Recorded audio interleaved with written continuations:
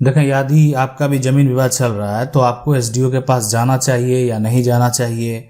जो है क्या आपका जो समस्या का हल है, यानी अगर आप अनुमंडल पदाधिकारी के पास जाते हैं तो जो यानी या इनको जो है ना, एक तरह से एसडीओ को सब इंग्लिश में बोलते हैं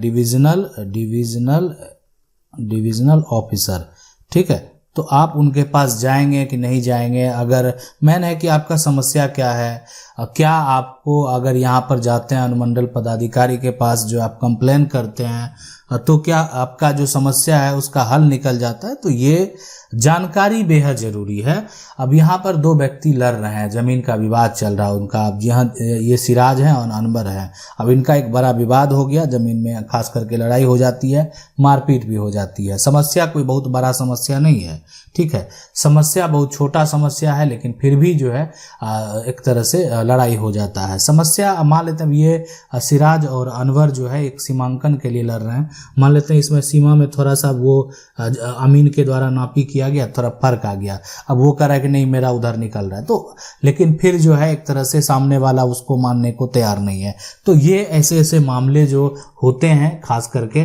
तो इसके अलावा भी बहुत सारे ऐसे मामले हैं मान लेते हैं जिसमें जमीन का विवाद जो है या परिवार का विवाद है। खास करके अगर देखा जाए ना, अगर आप ये नहीं जानते कि एसडीओ का जो वर्क होता है, ठीक है, तो वो क्या होता है कि वो अपना उनका जो क्षेत्र है, अपने क्षेत्र में, ठीक है, अपने क्षेत्र में, अभी आपको पता चल जाएगा कि क्यों जाना चाहिए, कब जाना चाहिए। तो अपने क्षेत्र का जो है यहाँ पर आप कह सकते हैं इनको करना होता है विकास, सबसे पहली बात। तो बहुत तरह का ऐसा सरकारी योजना है। आपको मान लेते हैं कि राशन का कार्ड का ही कोई समस्या है, कोई आपके साथ फ्रॉड कर रहा है, कोई आपके साथ धोखा कर रहा है, तो भी आप जा सकते हैं। दूसरा, यहाँ पर जो कानून का व्यवस्था है, यहाँ पर व्यवस्था बनाए रखने के लिए आप जा सकते हैं। और जो अपना ब्लॉक है आपका है स्तर है, उसमें बहुत सारा ऐसा विभाग है, ठीक है, जो सरकार के द्वारा मान लेते हैं जो गरीब व्यक्ति हैं या कोई भी व्यक्ति जो आम लोग हैं, उस क्षेत्र के लोग हैं, उसके लाभ के लिए जो सरकार के द्वारा कोई योजना ही बनाया गया, तो उन सभी योजना में किसी प्रकार का कोई भ्रष्टाचार नहीं हो, साथ में कहीं भी किसी प्रकार का अप्रिय घटना नहीं हो, या जो उस क्षेत्र है वहाँ पर शांति व्यवस्था जो है वो बनाए रखें। तो वो ये सारा काम उनका होता है। अब आप लड़ेंगे तो वहाँ पर शांति भंग हो रहा है। आप ये समझ लें कि अगर आप लड़ाई कर रहे हैं तो वहां पर क्या होता है कि अब तो शांति आप भंग कर सकते हैं। हो सकता है आज लड़ाई कर रहे हैं, कल मारपीट कर लें, किसी का सर फोड़ दें, अब उससे मान लेते हैं कि किसी की मौत ही हो जाए, बहुत तरह की बात है, ठीक है। तो अगर आप ऐसा करेंगे तो आपका मामला क्या होगा, जब अनुमंडल पदाधिकारी के पास जाएगा तो हो सकता है कि इस पर आपने क्या किया, पहला कार्य आपने क्या किया कि या तो आप उसके खिलाफ दोनों आपस में एफआईआर दर्ज करवाए होंगे, ठीक है, या आप बिना एफआईआर के, है ना, उस जमीन पर कोई एक व्यक्ति धारा 144 लगवा दिए होंगे। तो अब होता है कि धारा 144 का नोटिस आ गया, ठीक है। अब जो अनवर मान लेते हैं सिराज के ऊपर एक तरह से धारा 144 अगर लगा दिया तो सिराज को धारा 144 का नोटिस मिलेगा। धारा 144 का नोटिस मिलने का मतलब ये है कि अब वो इस जमीन के लिए फिलहाल किसी प्रकार का विवाद नहीं करेंगे, और आपको आखिर विवाद क्या है, मामला क्या है, वो हमको इस डेट में सूचित करेंगे। एक उसमें समय तारीख दिया होगा ताकि उस तारीख पर जाकर वो भी जो है जवाब सबमिट करेंगे, जवाब देंगे। साथ में इसमें क्या होता है कि जो नोटिस आपको भेजा गया वो नोटिस जो है नज़दीकी आपका जो एक तरह से पुलिस थाना है वहाँ पर भी भेजा जाता है कि वहाँ के जो भी अधिकारी हैं या पुलिस प्रशासन है उनको जो है एक तरह से भी जांच करने का वहाँ पर जांच करने का आदेश दे दिया जाता है, ठीक है, करने का आदेश दे दिया जाता है। वो भी जांच करके रिपोर्ट, अब वो हो सकता है कि ये अनवर के पक्ष में रिपोर्ट भेजा जाएगा या अनवर के पक्ष में नहीं भेजा जाएगा, अब वो डिपेंड करता है थाना के ऊपर। यानी वहां पर धारा 144 के मामले में थाना का भी एक अहम रोल है कि वो जांच करेंगे, रिपोर्ट भेजेंगे एसडीओ के पास, उसके बाद जो है आगे का प्रक्रिया होगा। तो इसीलिए अगर आप किसी के ऊपर धारा 144 लगवाने का प्रयास कर रहे हैं या लगा रहे हैं तो सामने वाला को नोटिस तभी मिलेगा जब एक तरह से जो पुलिस थाना है उसका रिपोर्ट, ठीक है, पुलिस थाने का रिपोर्ट जो है वो एसडीओ के पास चला जाए, तब ये असंभव है आगे का प्रक्रिया। या मान लेते हैं मारपीट हो गया, धारा 107 का ही अगर मामला है तो भी आप जा सकते हैं, धारा 144 अगर लगवाना है तो भी आप जा सकते हैं। तो ये जो सभी तरह के समस्याएं हैं, इन समस्या को लेकर आप जा सकते हैं। किन्हीं का परिवार में मान लेते हैं किसी प्रकार का विवाद हो गया है ना, परिवार यहाँ पर जो है परिवार में अगर विवाद हो गया है तो उसके लिए जा सकते हैं। आपका अगर मान लेते हैं कोई सरकारी लाभ जो है, यहाँ पर सरकारी लाभ नहीं मिल रहा है ना, नहीं मिल रहा है तो उसके लिए जा सकते हैं। कोई अगर मान लेते हैं कि जो आपको सही से सरकार के द्वारा अगर कोई राशद देने की बात है लेकिन आपको सही से नहीं दिया जा रहा, आपके पास प्रूफ है, उसका घोटाला किया जा रहा, तो इन सभी का कंप्लेन जो है आप चाहें तो एसडीओ के पास जो है वो कर सकते हैं।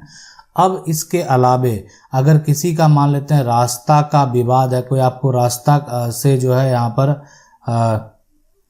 आने जाने के लिए अगर रोक रहा है तो भी आप जाके कंप्लेन कर सकते हैं, शिकायत कर सकते हैं। अगर आपको आने जाने में कठिनाई हो रही है तो जो समस्या है उस समस्या को जाकर आप वहाँ पर रख सकते हैं। जो है कानूनी प्रक्रिया के तहत आपकी जो है बात सुनी जाएगी और कार्रवाई किया जाएगा। इसके अलावे कोई ज़मीन आपका जो है एक तरह से सरकार जो है ले रही है और आपको मुआवजा नहीं मिल रहा है और उसका जो है यहाँ पर उसका जो पैसा है वो आपको प्राप्त नहीं हो रहा, तो उस केस में भी आप जो है मान लेते हैं पैसा आपको नहीं मिल रहा है तो उसके लिए भी आप एसडीएम को आवेदन कर सकते हैं। आपकी ज़मीन है, आपके पास प्रॉपर्टी का डॉक्यूमेंट है, तो आप लेकर उनके पास कंप्लेन जा सकते हैं कि मेरे पास ये समस्या है और आप हमको जो है इसका एक तरह से पैसा नहीं मिल रहा है। तो ये सभी जो बातें हैं वो समझने योग्य है, जानने योग्य है। आज जो मैं आपको बताने जा रहा हूँ सबसे महत्वपूर्ण बात है कि कब नहीं जाना आपको, ठीक है, ये कि आप तो कहीं फंस नहीं रहना। देखिए कोई कागज का अगर सुधार करवाना है, कागज का सुधार नहीं होगा वहां से।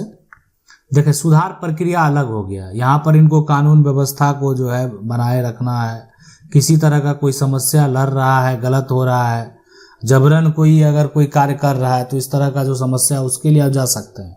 लेकिन कोई डॉक्यूमेंट अगर सोच रहे हैं कि आज हम प्रॉपर्टी का डॉक्यूमेंट को सुधार कर लेंगे, कोई फर्जी अगर मान लेते हैं कागजात बना लिया है, ठीक है, फर्जी कागजात बना लिया और कागजात को आप रद्द कराना चाहते हैं, ठीक है, आपको धमकी दे रहा है तो आप शिकायत कर सकते हैं। लेकिन उस डॉक्यूमेंट को अगर आप अब रद्द कराना चाहते हैं, कोई फर्जी जो है रजिस्ट्री ही कर दिया लेकिन आप उस रजिस्ट्री को आप रद्द कराना चाहते हैं, कोई फर्जी जो है यहाँ पर जमाबंदी कायम कर लिया, आप उस जमाबंदी को रद्द कराना चाहते हैं, तो इसके लिए राजस्व के भी अधिकारी जो है होते हैं और सभी लेवल के अधिकारी होते हैं, जूनियर लेवल भी हैं, उसके बाद जो अनुमंडल स्तर के जो राजस्व के अधिकारी हैं वो भी हैं, साथ में जिला स्तर में भी राजस्व यानी रेवेन्यू ऑफिसर होते हैं। तो सभी लेवल पर रेवेन्यू ऑफिसर हैं।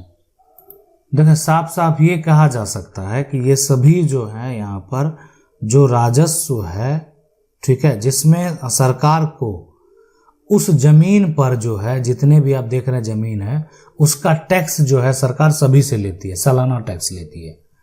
तो ये राजस्व के जो है यानी संबंधित, अब इसमें डॉक्यूमेंट का सुधार हो या ये गलत कोई कर लिया है तो उसकी शिकायत भी कहाँ करेगा। तो राजस्व के जो अधिकारी हैं, अब वो अधिकारी जो सर्कल ऑफिसर होते हैं, सीओ होते हैं, या कहीं पर आप कह सकते हैं वो उसको तहसीलदार बोलते हैं, तो ये पटवारी है ना, कर्मचारी है, तो ये सभी जो है यानी राजस्व से संबंधित वो अधिकारी हैं या कर्मचारी हैं, क्लर्क लेवल के हैं।